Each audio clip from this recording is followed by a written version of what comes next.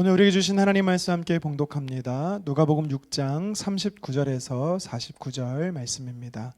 또 비유로 말씀하시되 맹인이 맹인을 인도할 수 있느냐? 둘이 다 구덩이에 빠지지 아니하겠느냐?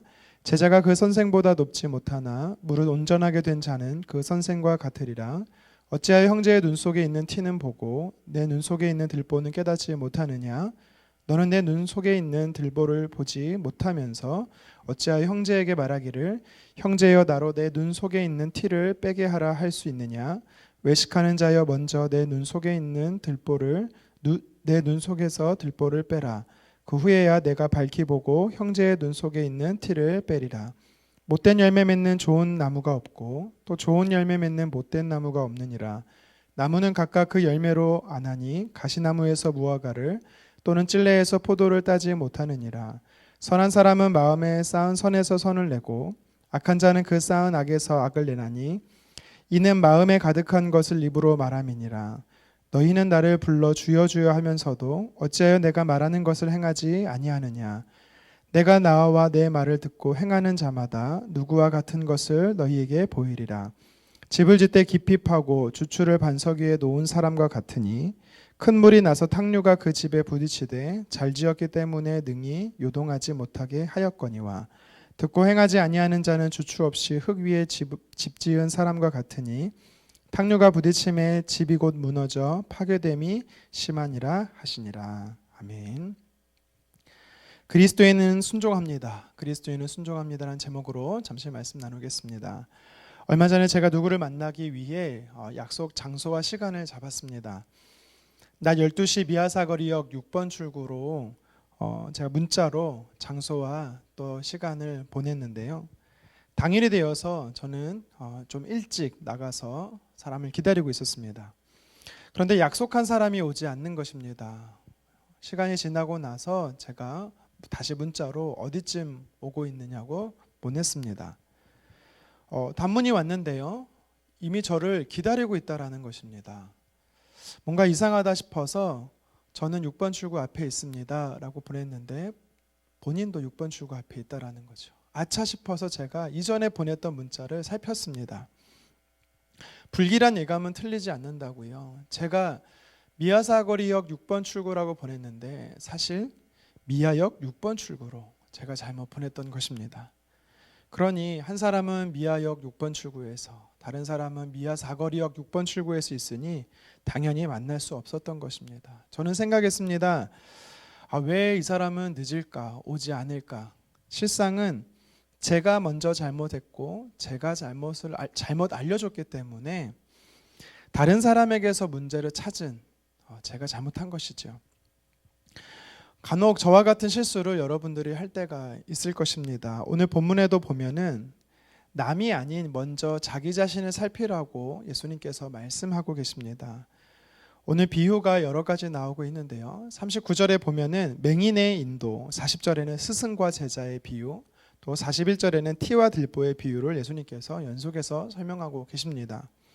먼저 39절 말씀에 보면 내가 앞을 보지 못하는 사람으로 또 앞을 보지 못하는 사람이 인도할 때 어떻게 되겠느냐. 당연히 둘 다 넘어지는 것이지요. 처음 가는 길에 내비게이션이 없다 생각해 보십시오. 그럼 어떻게 해야 할까요? 주변 사람들에게 물어보는 거죠. 그런데 걱정하지 말고 자기만 믿고 따라오라고 말하는 사람이 있습니다. 주변 사람에게 물어보자 해도 아니라는 것입니다. 찾으면 다행이지만 그 사람만 믿고 갔다가 모두 한참 길을 헤매게 되는 경우가 있을 것입니다. 본문 40절 스승과 제자의 비유에서 온전하게 된 자라는 단어가 나옵니다. 스승의 가르침 그대로 제자가 따른다라는 의미지요. 스승이 잘못된 지식으로 제자를 가르치게 되면 스승의 이 가르침을 그대로 받아들인 제자 역시도 스승과 함께 두 사람 모두 잘못된 지식을 습득하게 된다라는 것입니다. 예전에 제가 한 방송 프로그램에서 본 이야기입니다. 출연진들이 외국에서 과일을 먹고 있었습니다. 한 사람이 옆에 있는 선배에게 묻습니다. 선배님, 이건 무슨 과일입니까? 옆에 있던 선배가 당당하게 말합니다. 그건 참외야. 굉장히 달지.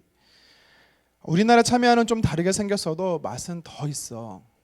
후배는 선배의 말을 듣고 과일을 참외라고 믿었습니다. 그러면서 다른 동료에게도 외국 참외 한번 먹어보라며 권하는 것입니다. 이 모습을 보고 있던 현지인이 이렇게 말합니다. 그 과일은 참외가 아니라 배예요. 잘못된 지식을 제공한 선배나 그대로 믿은 후배나 모두 무한해지는 것입니다. 나머지 세 번째 비유도 살펴보겠습니다. 우리 속담에 똥 묻은 개가 겨묻은 개를 나무란단 말이 있지요. 자신이 더 큰 결점을 가지고 있으면서 남이 지닌 작은 결점을 흉본다라는 것을 빗대어 쓰는 표현입니다. 41절의 예수님의 비유도 같은 의미입니다. 기둥 사이에는 들보가 너무 커서 내 시야를 전부 가립니다. 그런데 작은 티끌, 먼지 같은 티끌은요, 우리 시야에 아무 영향을 주지 않습니다. 이처럼 내 안에 들보와 같은 큰 문제가 있음에도 불구하고 다른 사람의 아주 사소한 결점을 훈계한다라는 것은 아주 위선적인 것입니다. 결국 예수님이 말씀하신 이 세 가지 비유는 이것입니다. 먼저 자기 상태를, 나의 상태를 살피라는 것입니다. 나를 먼저 점검해 보라는 것입니다. 내가 무지하고 문제 있기에 누군가를 잘못 인도하며 넘어뜨릴 수 있는 것입니다. 그래서 우리는요, 나를 먼저 살펴야 되는 것입니다. 이 비유는 예수님을 악의적으로 쫓아다니면서 시비를 걸고 논쟁을 일으켰던 이 바리새인들에 대한 종교 지도자들에 대한 경고의 메시지이기도 하고요. 또 당시 예수님의 제자였던, 그리고 예수님의 가르침을 따르던 무리들과, 그리고 오늘을 살아가는 저와 여러분들에게 주시는 또한 귀한 말씀입니다. 그렇다면 오늘 말씀을 통해서 나를 먼저 살피고 또 내가 고려해야 하는 것은 무엇일까요? 그것은 바로 내가 누구냐라는 것이죠. 내가 누군지에 대해 먼저 고려해 봐야 된다라는 것입니다. 여러분, 우리는 누굽니까? 우리의 정체성은 무엇입니까? 우리를 실존적으로 누구라고 설명할 수 있습니까? 저와 여러분들은 예수님의 십자가와 부활을 믿는 하나님의 자녀들입니다. 하나님 나라의 대안으로 세상의 빛과 소금으로 부름받은 그리스도의 향기요 편지인 자들입니다. 우리는 본향이 바로 저 천국, 하나님 나라가 우리의 본향인 천국 시민권자들인 것이죠. 이 모든 말을 포함한 단어가 바로 예수님을 따른다라는 그리스도인이라는 것입니다. 이것이 바로 우리의 정체성입니다. 우리는 누구를 인도하고 가르치고 훈계하기에 앞서 내가 그리스도인임을 먼저 깊이 생각해야 하는 것이죠. 하루를 시작함에 있어서도 또 하루를 마감함에 있어도 우리는 예수님을 따르는 그리스도인임을 늘 의식해야 되는 것입니다. 예수님께서는요, 오늘 본문에 이어지는 43절과 45절에 나무와 열매의 비유를 또 이어서 설명하고 계십니다. 인과관계를 이야기하는 것입니다. 나무는요, 그 나무의 열매를 맺는 게 당연하다라는 것입니다. 그 종의 나무는 그 종의 열매를 맺는 것입니다. 아주 상식적이고 당연한 말씀을 하시는 이유가 무엇입니까? 그리스도인이라면, 저와 여러분들이 그리스도인으로서 명확한 정체성을 가지고 있다면 우리는요, 그리스도인다운 열매를 맺는 삶을 살아야 한다라고 예수님이 이야기하는 것입니다. 그런데 예수님께서 46절에 이렇게 말씀하십니다. 너희는 나를 불러 주여 주여 하면서도 어찌하여 내가 말하는 것을 행하지 아니하느냐. 아멘. 예수님을 주여 주여라고 고백하는 자가 누굽니까? 주님이 나의 주인이십니다라고 고백하는 자가 바로 그리스도인이라는 것입니다. 그런데 저와 여러분들이 그리스도인임에도 불구하고 왜 예수님께서 말씀하시는 것을 행하지 않느냐라는 것, 다시 말해 그리스도인으로서 그리스도인의 열매를 맺지 않느냐라고 주님께서 우리에게 질책하시는 것입니다. 계속해서 예수님께서 우리가 어떤 존재인지 누구인지 생각하라고 말씀하면서 우리가 어떻게 그렇다면 그리스도인으로서 열매를 맺는가 더 이야기하고 있습니다. 그것은 바로 순종을 통해서 그리스도인의 열매를 맺을 수 있다라는 것입니다. 우리가 주의 말씀을 듣고 순종할 때 그리스도인으로서 열매를 맺을 수 있는 것입니다. 예수님께서 말씀을 듣고 순종하는 사람을 향해서 48절에 반석 위에 주추를 놓은 자다라고 설명합니다. 큰 물이 나고 탕류가 집에 부딪혀도 절대 요동하지 않는 자가 누굽니까? 말씀에 순종하는 자, 그리스도인으로서 열매 맺는 삶을 사는 자다라고 이야기하는 것이죠. 구약에 보면은요, 이스라엘 백성들에게 특별히 여리고성을 점령한 이스라엘 백성들을 향하여서 하나님께서 말씀합니다. 모든 전리품은 하나님의 것이기에 취하지 말라라는 것입니다. 그런데 유다 지파의 아간이라는 사람은요, 외투 한 벌과 은 200세겔, 금 50세겔을 탐내어 취하였습니다. 하나님께서요, 불순종한 자들을 향해서, 특별히 불순종한 민족을 향해서 주님께서는 아이성 전투의 패배라는 하나님께서 징계를 내리시는 겁니다. 여러분 기억하십시오. 불순종은요, 하나님의 역사를 보지 못하게 합니다. 심지어 불순종은요, 괴로움을 그대로 떠안게 하는 것입니다. 여러분, 왜 하나님께서 우리에게 순종하라고 말씀하십니까? 결코 우리에게 뭔가를 빼앗으라고 강요하시는 것이 아닙니다. 하나님은요, 순종을 통해서 저와 여러분들을 복되게 하게 하시기 위함인 것을 기억하셨으면 좋겠습니다. 요한복음 4장 34절에 예수님께서 말씀합니다. 나를 보내신 이의 뜻을 행하는 것, 다시 말해 하나님의 아들이신 예수님도 하나님 아버지의 뜻에 순종하는 것이 매일의 삶의 양식이다라고 고백하고 계십니다. 예수님께서는요, 얼마나 순종하셨습니까? 어디까지 순종하셨습니까? 예수님은 십자가에 자신의 삶을 내어드리기까지, 죽기까지 순종하셨던 분이십니다. 우리의 삶 안에 많은 어려움이 있을 것입니다. 왜 내 삶에 괴로움이 있을까? 여러분, 이때 우리가 점검해 봐야 될 것은 내가 지금 하나님의 말씀에 순종하고 있는가? 한번 우리가 말씀에 점검을 해봐야 되는 것입니다. 말씀을 통해 점검해야 되는 것입니다. 좋은 열매를 맺었다, 튼튼한 집을 건축했다라는 것은 결과입니다. 나무는 좋은 열매를 맺는다, 결과입니다. 하지만 그 나무가 좋은 열매를 맺는 것, 또한 튼튼한 집을 짓는 것, 과정도 중요합니다.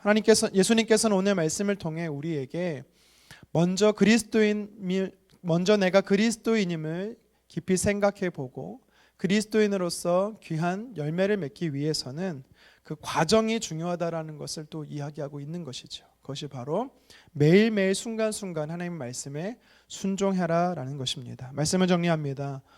오늘 본문을 통해서 예수님은 우리가 누군지, 저와 여러분들이 누군지에 대한 정체성에 대해 이야기하고 계십니다.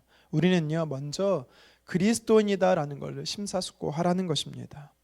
내가 예수님의 가르침을 따르는 그리스도인임을 먼저 깊이 살피라는 것입니다. 그리고 그리스도인다운 열매를 맺으라라고 이야기를 합니다.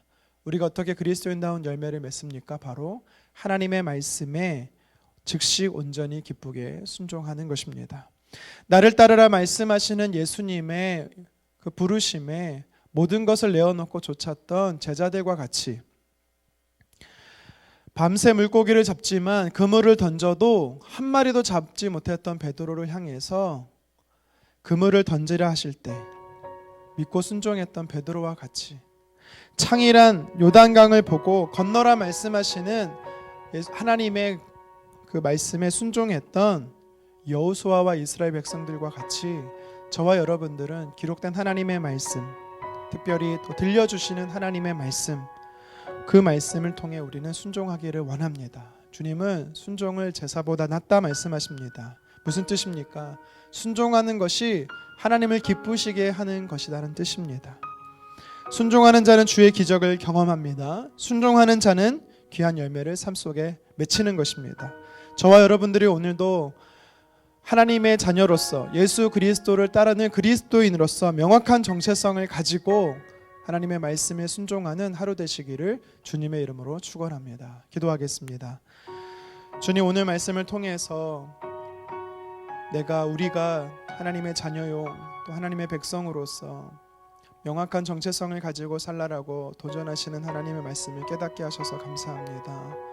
내가 누구를 만나고 무엇을 하고 어디에 있든지 간에 예수님을 따르는 하나님의 자녀됨을 명확하게 기억하며 살아갈 수 있게 도와주시옵소서. 또한 하나님, 오늘 말씀을 통해서 주님께서 하나님의 사람은 예수님의 제자는 열매 맺는 삶을 살아야 한다라고 도전하셨습니다. 순종을 통해서 그 열매 맺는 삶을 살기를 간절히 원합니다. 하나님, 때로는 그 순종이 어렵고 힘들 수 있습니다. 하지만 믿음으로 발걸음을 떼었을 때 내 삶을 통해 역사하시는 하나님의 놀라운 기적과 영광을 바라보는 우리 귀한 성도님들 될 수 있도록 주님 도와 주시옵소서. 감사드리며 살아계신 예수님의 이름으로 기도드리옵나이다. 아멘.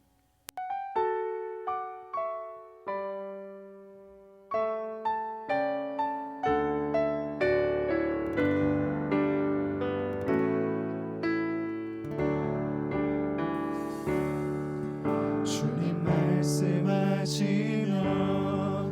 내가 나가리라. 주님 뜻이 아니면 내가 멈춰서리다.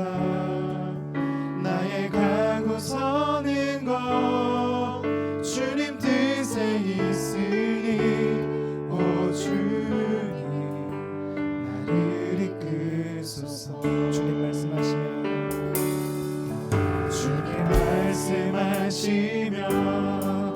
내가 나가리라. 주님 뜻이 아니면 내가 멈춰서리라. 나의 가고 서는 것 주님 뜻에 있으니 오 주님. 다시 한 번 더 우리 진실됨으로 고백하십시다. 주님 말씀하시면 내가 나가리라. 주님 뜻이 아니면 내가 멈춰서리라. 나의 가고 서는 것 주님 뜻에 있으니 오 주님 나를 이끄소서.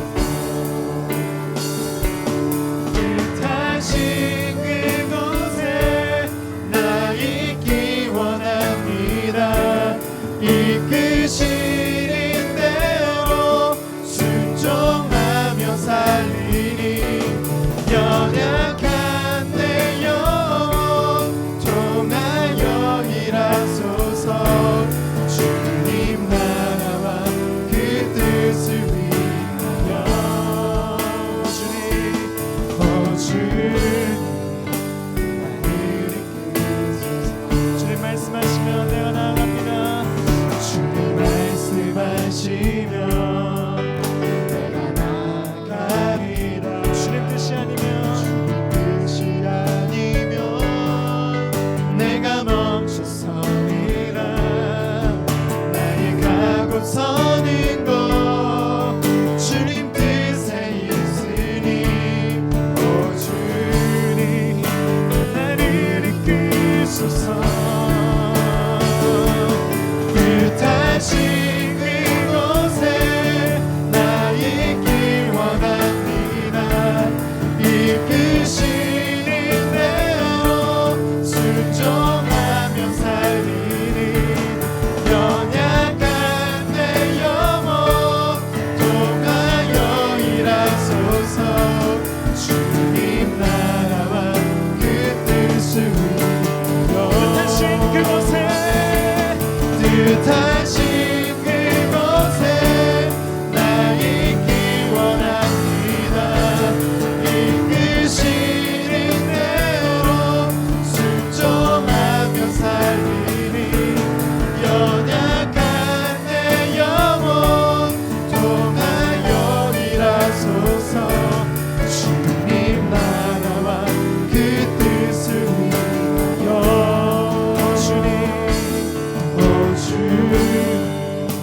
나를 이끄소서. 오늘 말씀 붙잡고 우리 함께 기도했으면 좋겠습니다. 오늘 예수님께서 비유로 여러 가지 말씀을 하셨습니다.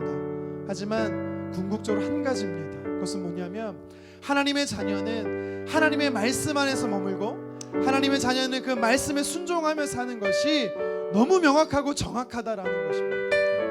하나님의 자녀는 절대 하나님 말씀을 떠나서 살 수가 없습니다. 우리가 예수님께 잘 접붙임 바 되어서 우리가 머물고 있을 때 우리는 귀한 열매를 맺는 삶을 살게 되는 것입니다. 이 시간 우리 한번 기도했으면 좋겠습니다. 주님, 내가 주님의 말씀 안에 머물게 도와주시고 내가 주님 안에 머물게 도와주시고 하나님 말씀이 내 삶의 기준이 되어지며 그 말씀 붙잡고 날마다 순종하며 살아갈 수 있게 해달라고 시간 주여 한번 외치고 기도하겠습니다. 주여. 하나님 오늘 말씀이 우리에게 명확하게 하나님 아버지 도전하고 있습니다. 하나님의 자녀니 하나님의 말씀 안에 머물러야 된다는 것입니다.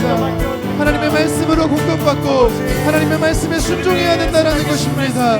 하나님 반석이 되시는 예수님의 말씀이 내 삶의 기준이 되게 하시고 내가 예수님 안에 건물을 짓는 주축도를 세워갈 수 있도록 주여 도와주시기를 간절히 원합니다. 하나님 쌓은 손에서 선한 것을 낸다라고 주님 말씀하셨습니다. 좋은 나무는 악한 열매를 맺을 수가 없다라고 말합니다. 하나님의 자녀는 악한 결과물을 내서는 안 된다라는 것입니다. 너무나 당연한 삶인데 아버지 내가 순종하지 못했던 나의 삶을 용서하여 주시고 내가 주님의 말씀에 순종하며 살아갈 수 있게 도와주시며 아버지를 순종할 때 하나님께서 이끄시는 대로 살아갈 수 있도록 하나님 도와주시기를 간절히 원합니다. 오늘도 포도나무 되신 예수님께 잘 접붙임받은 삶이 되어지게 도와주시옵소서. 오늘도 반석 되신 예수님은 내 삶의 기준이 되게 도와주시옵소서. 생각하며 판단하며 결정하며 이 모든 것에 하나님의 말씀이 내 삶의 기준이 될 수 있도록 주여 도와주시기를 원합니다. 오늘도 하나님 순종하는 것이 내 삶의 기쁨이 되게 하시고 오늘도 순종함이 내 삶의 즐거움이 되게 도와주시고 오늘도 말씀에 순종하는 것이 내 삶의 하나님 아버지 만족이 될 수 있도록 주여 도와주시기를 간절히 원합니다. 주님 말씀이 내 삶을 이끌어가 주시옵소서. 주님 말씀이 내 삶을 이끌어 주시옵소서. 주님의 말씀이 나를 가르쳐 주시옵소서. 주님의 말씀이 아버지 하나님 오늘도 아버지 하나님 나의 삶을 변화시켜 주시기를 간절히 원합니다.